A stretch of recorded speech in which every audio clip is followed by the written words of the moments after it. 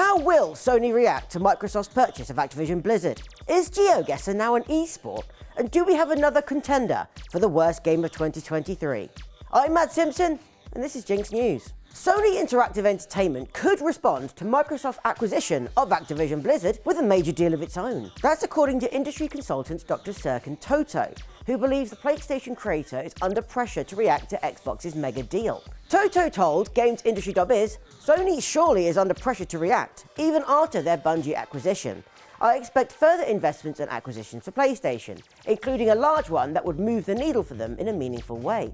Sony acquired Destiny studio Bungie last July in a $3.6 billion deal, which was one of the Japanese company's largest acquisitions to date. They've also previously acquired Returnal developer Housemarque, Spider-Man developer Insomniac, and the Demon's Souls remake developer Bluepoint Games. Media Research's senior games analyst Carol Severin suggested Sony could attempt to capitalize on its strength across film, TV, games, and music by launching a new cross-entertainment subscription offering. Severin said, Sony has one of the most impressive content catalogs on Earth. Bringing it together in a subscription offering, for example, could pose a solid competitive answer to the Xbox's cross-platform efforts. On the one hand, I would completely understand Sony feeling the need to take some of the momentum back from Microsoft following the deal going through. But realistically, who is out there that Sony could consider approaching?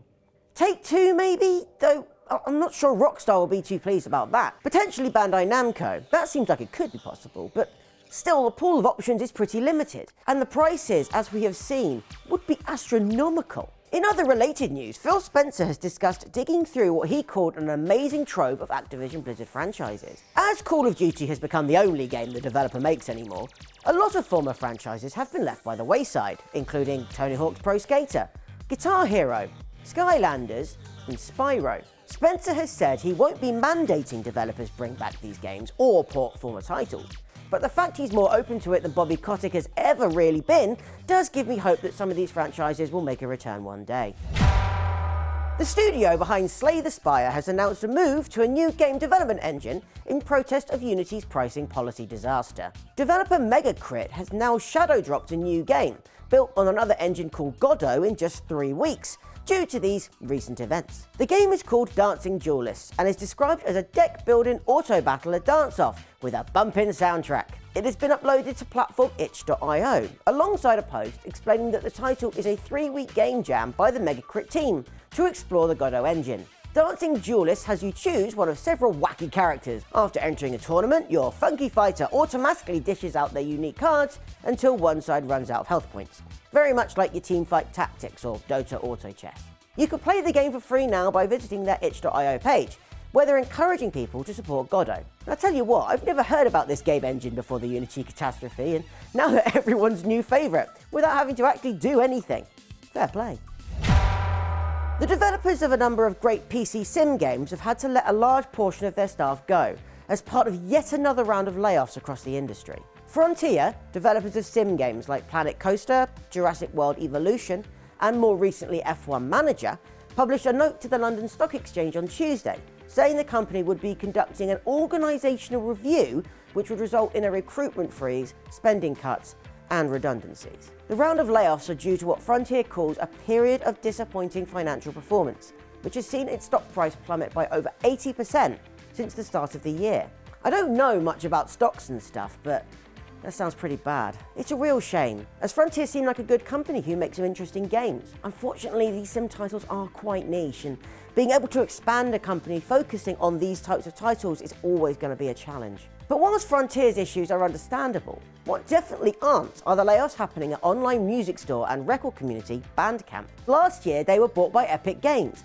At the time, it seemed confusing as to why they'd want to own a site designed to help independent artists share and profit from their music. And now it seems they were just doing it to piss everyone off. Is it worrying that what's happened to the music industry sounds like how the games industry is evolving? There's no punchline to this, it's a genuine question. This doesn't feel like a good way to end this. Here's a clip of a quokka eating a biscuit.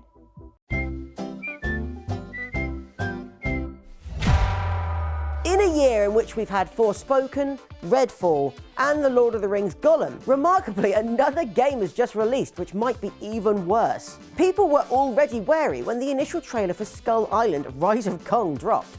It looked like a jumped up PS2 game with ugly graphics, clunky animations and stilted gameplay? Well, the game has officially released with a brand new launch trailer. That's exactly the same as the release date trailer. But okay, fair enough. They didn't have the time to make a new one. So what did they have time to do? Seemingly make something so astonishingly bad it almost beggars belief.